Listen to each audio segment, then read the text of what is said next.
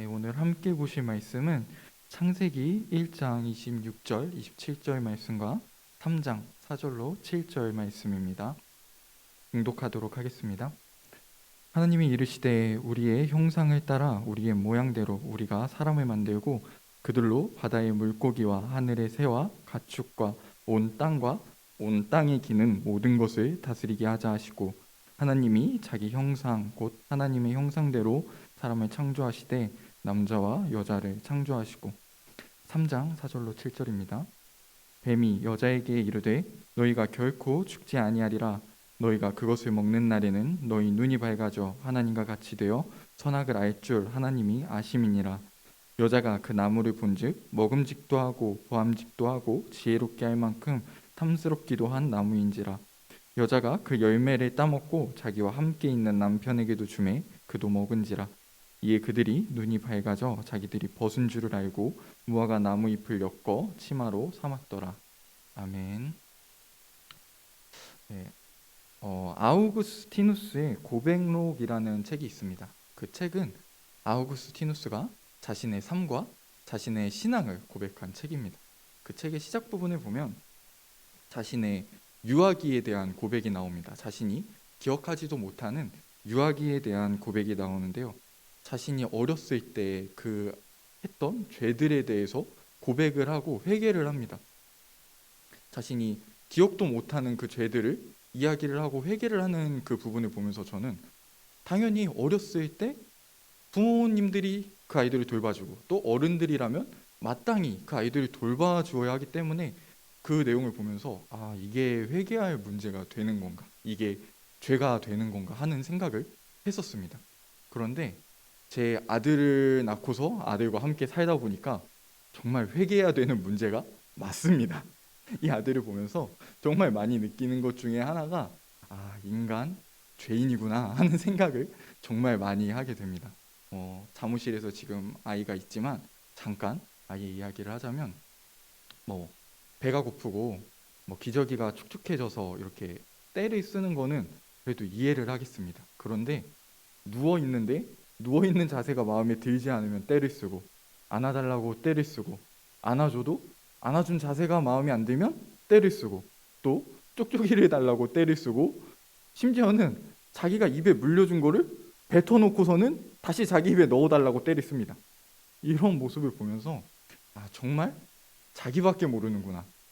정말 이기적이고 정말 이런 죄인의 모습, 엄마 아빠의 상황과 환경과 엄마 아빠가 무엇을 해야 되는지는 전혀 신경을 쓰지 않는 이런 이기적인 모습을 보면서 인간이 죄인이 맞구나 이런 생각을 했습니다. 그런데 신기한 것은 이 아이를 보면서 제가 굉장히 인간의 존귀함을 동시에 느낀다는 겁니다. 이 아이가 처음 태어나고 안았던 순간을 저는 기억하고 이 아이가 그 작은 손으로 제 손가락을 이렇게 움켜잡았던 순간을 기억합니다. 초점이 없었던 눈에 초점이 생기고 저를 보던 그 순간을 기억을 하고 그 표정이 없었던 그 얼굴에 미소가 지어졌던 순간을 기억을 하고 울음소리만 나던 그 입에서 웃음소리가 생기던 그런 순간들을 저는 다 기억합니다. 아이가 태어나고 당연한 발달 과정이지만 그 순간순간들이 저에게는 얼마나 큰 감동으로 다가왔는지 모릅니다. 지금 한 이 모든 이야기들을 아이를 낳아서 기르신 분들이나 아이를 돌봐보신 분들은 모두 다 공감하실 줄을 믿습니다. 그런데 제가 이 아들 이야기를 지금 한 이유는 제 아들을 흉을 보거나 혹은 제 아들이 너무 예쁘다고 이렇게 자랑을 하기 위함이 아니라 이 태어난 지 얼마 안 된 가장 순수한 인간의 모습을 보면서 인간의 죄성과 인간의 존귀함을 보는 것에 여러분들이 모두 동의하고 이것이 우리들의 가진 모습이라는 것을 공감을 먼저 얻기 위함입니다. 그래서 먼저 인간의 존귀함에 대해서 이야기를 해보려고 합니다. 말씀을 통해서 우리들이 그런 근거들을 다 찾아볼 수 있는데요.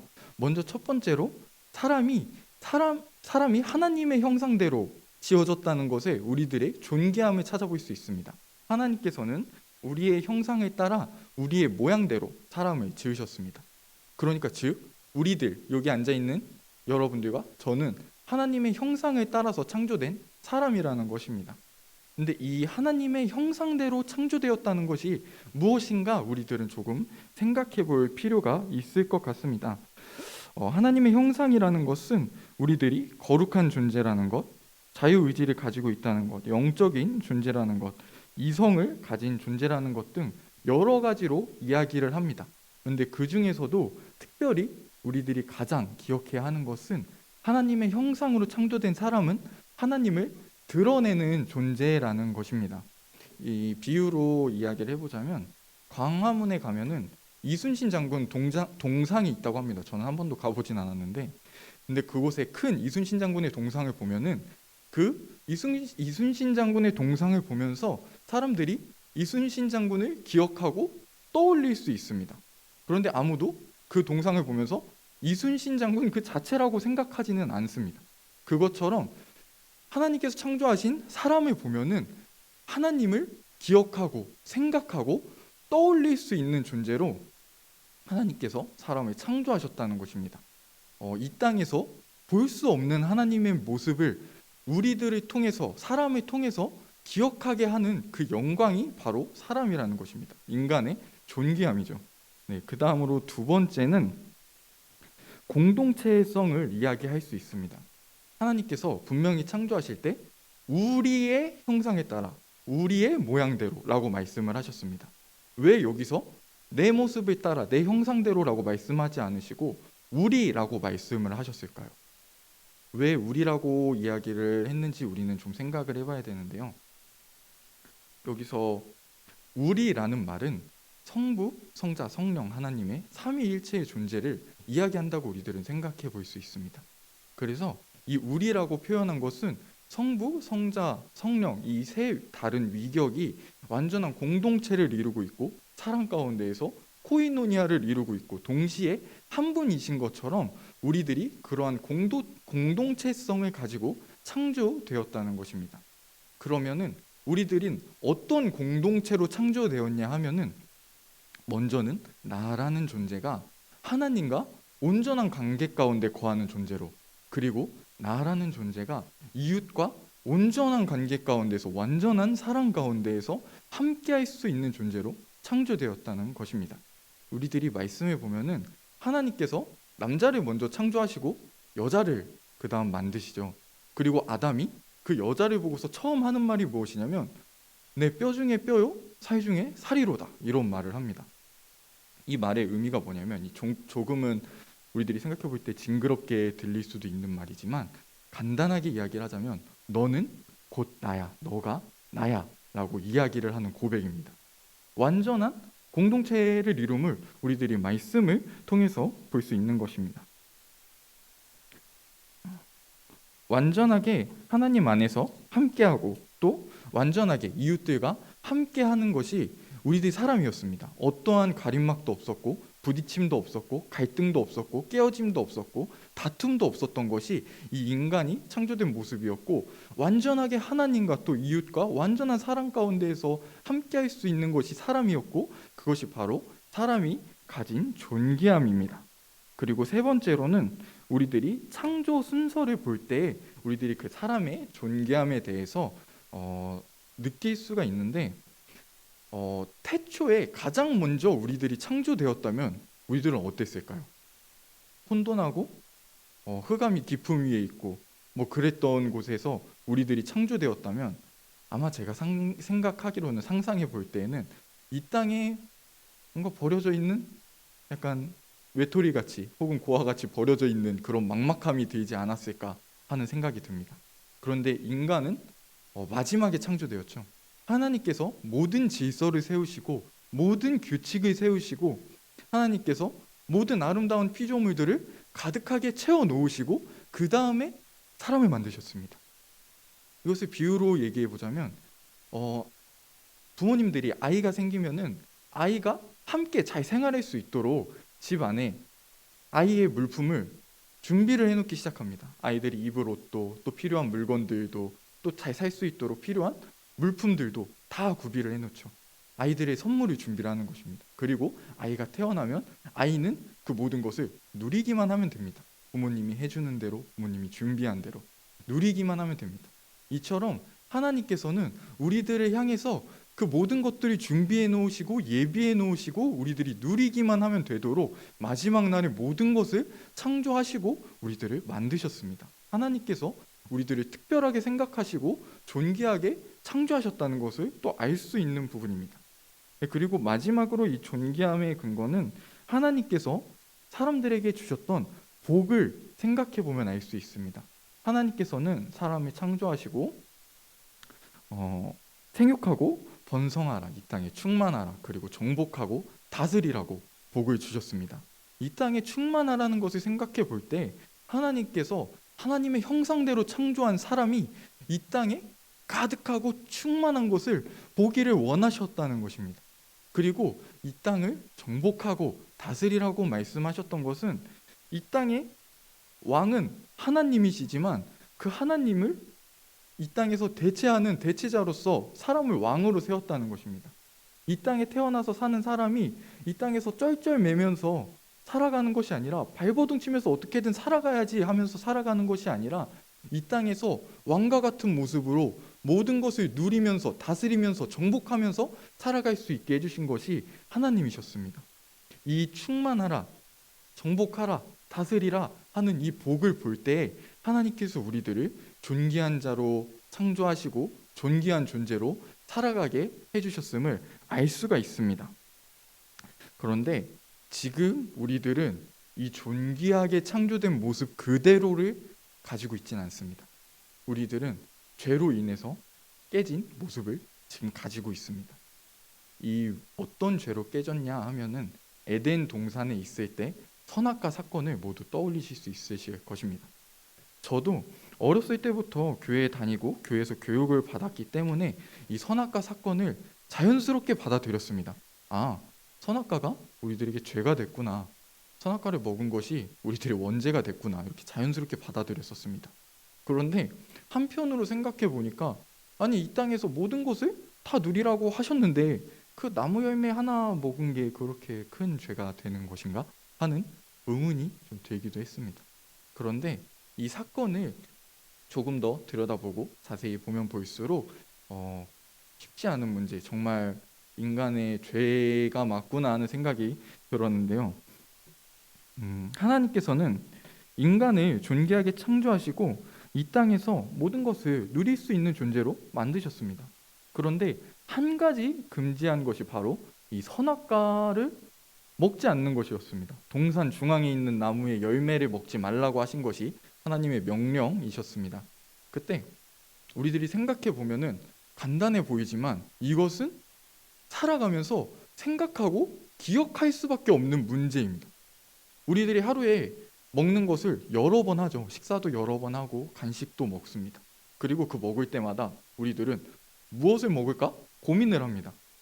아담과 하와도 마찬가지였을 것이라고 생각을 합니다. 그 동산의 모든 열매들을 먹을 수 있는데 이 중에서 지금은 무엇을 먹을까 생각을 했을 거라고 저는 생각을 합니다. 그리고 그 생각을 하는 마음 한편에는 하나님께서는 저 선악과는 먹지 말라고 하셨지 하는 생각을 분명히 했을 거라고 저는 감히 상상을 좀 해봅니다.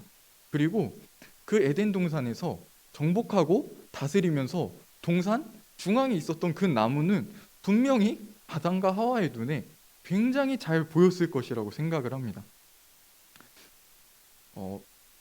한 나무의 열매를 먹지 말라는 것은 단순한 명령이었지만 매일매일 먹어야 되는 사람들에게는 매일매일 기억할 수 있는 명령이었고 그 명령을 기억할 때에 하나님께서 먹지 말라고 하셨지, 먹으면은 죽는다고 하셨지, 하나님이 우리들을 창조하신 창조주이시고 우리들의 진짜 왕이시지라는 것을 기억할 수 있는 것이 바로 그때의 상황이고 그때의 조건이었습니다.